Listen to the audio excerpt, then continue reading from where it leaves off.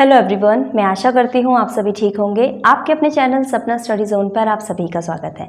अगर आप सीटेट 2022 की तैयारी कर रहे हैं तो ये वीडियो आपको हेल्प करेगा आने वाली सीटेट की परीक्षा में, क्योंकि आज की वीडियो के माध्यम से हम क्लास 5th एनसीईआरटी की जो ईवीएस है उसे हम फिनिश करने वाले हैं, क्योंकि ये लास्ट वीडियो रहेगा। इससे पहले की जो 6 वीडियोज़ हैं वो सभी आपको हमारे चैनल की प्ले में मिल जाएंगी। तो अगर आपने वो 6 वीडियोज़ नहीं देखी हैं तो पहले आप उन वीडियोज़ को देख लीजिए, क्योंकि आज की जो ये वीडियो है ये 7th क्लास है, जो ईवीएस है एनसीईआरटी क्लास 5th की, उसकी 7वीं वीडियो है ये। तो इसमें आज हम क्लास 5th की एनसीईआरटी को ख़त्म करेंगे। तो क्लास 5th की एनसीईआरटी को हम लोग ख़त्म करेंगे। इसका मतलब है कि जो नेक्स्ट वीडियो हमारा होगा उसमें हम क्लास 4th और 3rd की ईवीएस को स्टार्ट करने वाले हैं। तो जैसा ही सीक्वेंस आपको ये मिला है फर्स्ट वीडियो से लेके 7th वीडियो तक, इसमें हम क्लास 5th की पूरी ईवीएस जो है उसे कवर कर चुके हैं। ऐसे ही जो नेक्स्ट वीडियो हमारा होगा वो क्लास 4th की ईवीएस हम स्टार्ट करेंगे, और जब 4th की ईवीएस हमारी फिनिश हो जाएगी उसके बाद हम क्लास 3rd की ईवीएस को शुरू करेंगे। तो इस तरह से हमारा जो पूरा कंटेंट है, यानी जो एनसीईआरटी बेस्ड ईवीएस है, उसे हम पूरा पढ़ लेंगे और आगामी परीक्षा के लिए हमारी बहुत अच्छी तैयारी हो जाएगी। तो उम्मीद करती हूँ कि आप साथ साथ नोट्स भी बना रहे होंगे, आप रिवीजन भी कर रहे होंगे और आपकी जो तैयारी है पेपर के लिए वो बहुत अच्छी चल रही होगी। तो चलिए बढ़ते हैं आगे और देखते हैं आज के कुछ महत्वपूर्ण पॉइंट्स को, जो कि आने वाली परीक्षा में आपकी मदद करेंगे। तो आइए देखते हैं पहला पॉइंट कौन सा है। तो यहाँ पे पहला पॉइंट आपके सामने है भाई, अर्जुन पुरस्कार खेल जगत से संबंधित है। तो सीधा सीधा प्रश्न किस तरीके से यहाँ से बनाया जाता है कि अर्जुन पुरस्कार किससे संबंधित है। आपको ऑप्शन दे दिए जाएंगे, खेल जगत से, नृत्य जगत से, क्रिकेट से। तो आपको क्या याद रखना है कि जो अर्जुन पुरस्कार है वो खेल जगत से संबंधित है, यानी खेल जगत में जब कोई अच्छा करता है, अच्छा प्रदर्शन करता है तो उसे अर्जुन पुरस्कार से सम्मानित किया जाता है। छोटा सा पॉइंट है, आप लोग इसे याद रखेंगे। अगला देखते हैं, मटर के पौधे पर प्रयोग किया था ग्रेगोर मेंडल ने। भाई मटर के पौधे का जहाँ पे भी नाम आ जाता है वहाँ पे आप आंख बंद करके मेंडल पे टिक करके आ जाएंगे, क्योंकि मटर के पौधे पर प्रयोग किया था ग्रेगोर मेंडल ने, जो कि आपकी ईवीएस में दिया है एनसीईआरटी। अगला पॉइंट देखते हैं, भूकंप की तीव्रता को रिक्टर स्केल पर मापा जाता है। भूकंप कितना तीव्र आया है, उसकी तीव्रता कितनी है, इसे किस पे नापा जाता है, तो रिक्टर स्केल पर नापा जाता है। और भूकंप मापने वाले यंत्र को सिस्मोग्राफ कहते हैं। तो भाई भूकंप नापने वाला जो यंत्र होता है उसे सिस्मोग्राफ कहते हैं, और भूकंप की तीव्रता रिक्टर स्केल पर मापी जाती है। अगला पॉइंट है, केचुए को किसान का मित्र कहा जाता है। भाई केचुआ सभी ने देखा होगा आपने, और ये भी पता होगा कि किसान का मित्र कहा जाता है। तो क्यों कहा जाता है उसे किसान का मित्र? क्योंकि केचुआ ज़मीन में छेद बनाता है। वे क्या करते हैं, ज़मीन में वो छेद बनाते हैं जिससे कि ज़मीन पोली हो जाती है। केचुए के मल से ज़मीन उपजाऊ बनती है।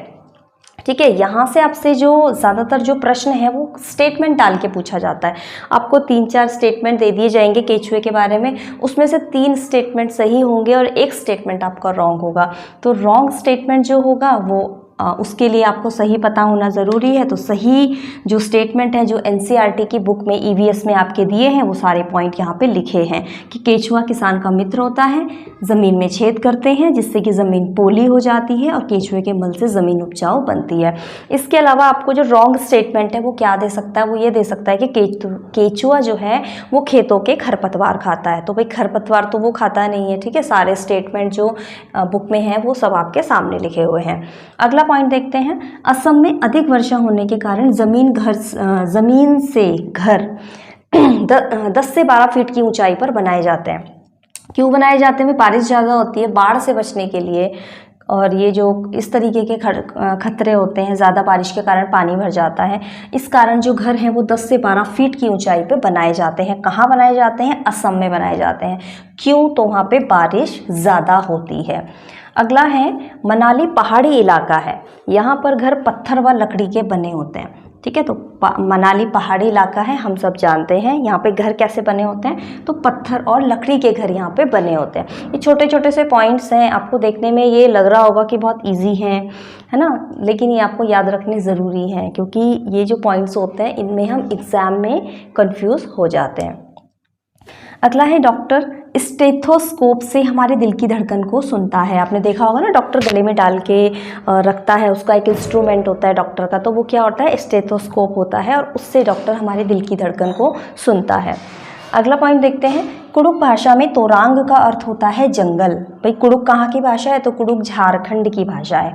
इसे भी आप लोग नोट कर लेंगे। कुडुख कहाँ की भाषा है, तो ये झारखंड की भाषा है। और यहाँ पे तोरांग का अर्थ क्या होता है, तो तोरांग का अर्थ यहाँ पे जंगल होता है ना। जंगल को इस भाषा में, कुडुख भाषा में तोरांग कहा जाता है।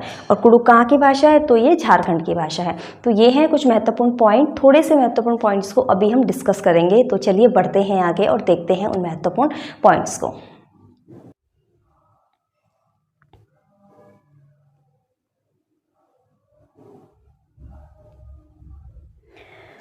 तो आइए पॉइंट देखते हैं। तो आइए अब आगे का पॉइंट देखते हैं क्या है। तो आगे का जो हमारा महत्वपूर्ण बिंदु है वो है झूम खेती के बारे में। भाई झूम खेती जो है एक बहुत ही महत्वपूर्ण टॉपिक है एग्ज़ाम के पॉइंट ऑफ व्यू से, जो आपका सीटेट का एग्ज़ाम है। तो वहाँ पे जो बुक में आपको एनसीईआरटी की बुक में झूम खेती के बारे में जो जो बातें वहाँ पे बताई गई हैं, वो सभी बातें यहाँ पे मेंशन हैं। तो ध्यान से बहुत आप इसे देखेंगे।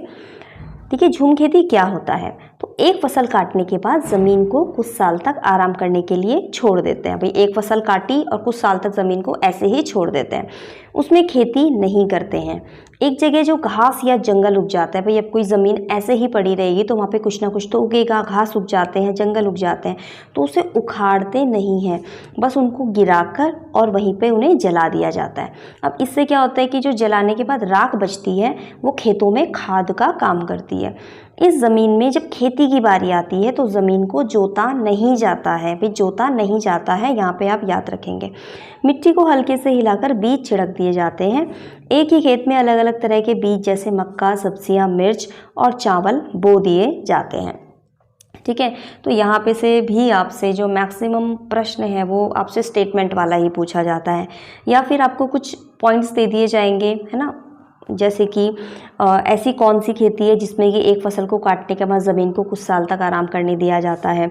वहाँ पे जो खरपतवार होती है उसे उखाड़ते नहीं है, बस गिरा के जला देते हैं, है ना। तो ये किस खेती में होता है, तो भाई आपको याद रखना है ये किस खेती में होता है, तो ये झूम खेती में होता है।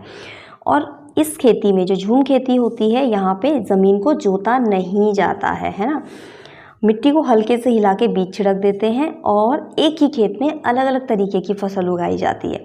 मक्का, सब्जियां, मिर्च और चावल, ये सब चीज़ें वहाँ पे उगाई जाती हैं एक ही बार में, एक ही टाइम में। तो ये सब किस में होता है, झूम खेती के अंतर्गत होता है। आई होप ये पॉइंट, ये जो है झूम खेती, ये आपको अच्छे से समझ में आया होगा। अब आगे बढ़ते हैं और आगे की बात देखते हैं क्या है। तो आगे है यहाँ पे चने की दाल की मीठी रोटियां पूरन पोली कहलाती हैं। भाई पूरन पोली क्या होता है, तो चने की दाल की मीठी रोटियों को पूरन पोली कहा जाता है ना। छोटा सा पॉइंट है, याद रखेंगे आप लोग। आगे देखते हैं। गुजराती में उर्दियों शब्द का मतलब होता है उल्टा। भाई गुजराती का शब्द है एक उर्दियों, और उर्दियों शब्द का क्या अर्थ होता है, तो उल्टा। ये भी आप याद रखोगे क्योंकि ये भी बहुत बार आपसे सीटेट में ये क्वेश्चन पूछा जा चुका है। बढ़ते हैं आगे का पॉइंट देखते हैं। भाई अब यहाँ पे जो है जंगल अधिकार कानून के बारे में दिया है, एक छोटा सा कॉलम हमें दिया है एनसीईआरटी की बुक में, इसे आप ज़रूर देख लें क्योंकि यहाँ से भी कई बार सीटेट में प्रश्न बनते हैं। जंगल अधिकार कानून 2007, सबसे पहली बात तो जंगल अधिकार कानून कब आया था, भाई 2007 में आया था, आप इसे याद रखेंगे।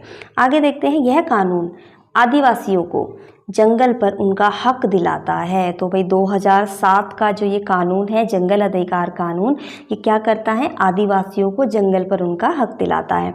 जो लोग कम से कम 25 साल से जंगल में रह रहे हैं उनका वहाँ के जंगल और वहाँ पैदा होने वाली चीज़ों पर हक होता है। उन्हें जंगल से हटाया ना जाए, जंगल बचाने में का काम भी उनकी ग्राम सभा करे। ठीक है, तो कम से कम जो लोग 25 साल से उसी जंगल में रह रहे हैं तो वहाँ की जो पैदा होने वाली चीज़ें हैं, जो पैदावार है, वहाँ पे उन आदिवासी लोगों का हक होता है। ठीक है, उन्हें जंगल से हटाया ना जाए और जंगल बचाने का काम भी उन्हीं की जो ग्राम सभा है वो खुद करेगी उस काम को। ठीक है, तो ये जो पॉइंट है ये बहुत ज़रूरी है, आप इसे ध्यान से देख लेंगे। तो यहीं पे आज का वीडियो ख़त्म होता है और ये थे हमारे आज के महत्वपूर्ण पॉइंट्स। और अब मैं उम्मीद करूँगी कि आप जो है ये जो हमने जो पॉइंट्स डिस्कस कर रहे हैं हम सिर्फ आज ही की वीडियो में नहीं, पहले की वीडियोस में भी हमने जो क्लास 5 की एनसीईआरटी को हमने डिस्कस किया है, आपने इन सब के बहुत अच्छे से नोट्स बनाए होंगे और आप बार बार इनका रिवीजन कर रहे होंगे। तो अब हम मिलेंगे अगली वीडियो में क्लास 3rd और 4th की ईवीएस के साथ। तब तक के लिए आप सभी को गुड बाय।